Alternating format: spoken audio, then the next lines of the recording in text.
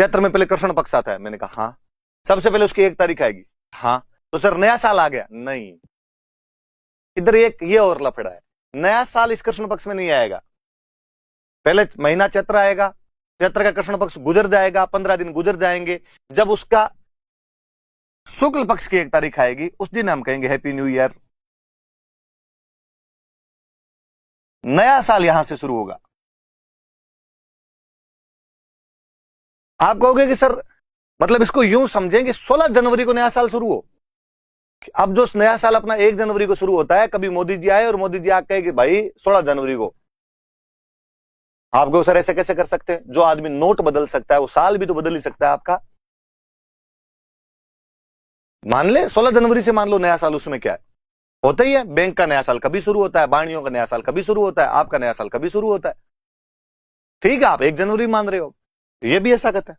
ये कहते हैं हमारे वाला तो हम चैत्र शुक्ल एकम को मानेंगे। कब मानेंगे? चैत्र शुक्ल एकम को माना जाएगा।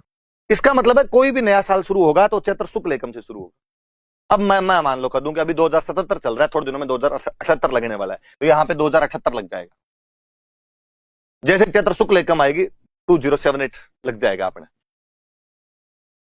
अब शुक्ल एकम, ये शुक्ल पक्ष निकला, इसके बाद क्या आएगा? वैशाख, ज्येष्ठ, आषाढ़, श्रावण, भाद्रपद, आश्विन, कार्तिक, मार्गशीर्ष, पौष, माघ, फाल्गुन, क्या चलता रहेगा? 2078। वापस घूम के चैत्र कृष्ण पक्ष, वापस 2078। 15 दिन गुजर गए, वापस एकम आई, नया साल 2079।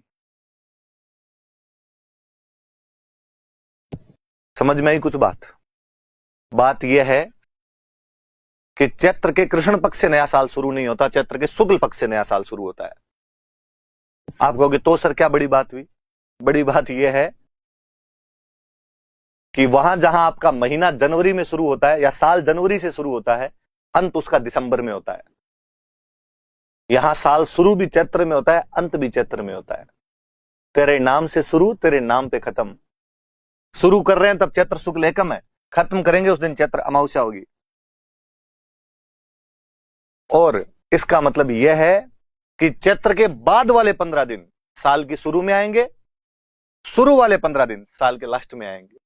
इसका मतलब यह है कि चैत्र का महीना एक ही साल में 2 टुकड़ों में बंटा हुआ आएगा। उसके पहले 15 दिन साल के सबसे एंड में आएंगे, उसके बाद के 15 दिन साल के सबसे शुरू में आएंगे। बाकी पूरी रामायण का लेना देना यह है कि कोई पूछे कि विक्रमी कैलेंडर का नववर्ष कब आता है, तो उसको बोलना है कि चैत्र शुक्ल एकम, कि चैत्र शुक्ल एकम को नववर्ष आता है।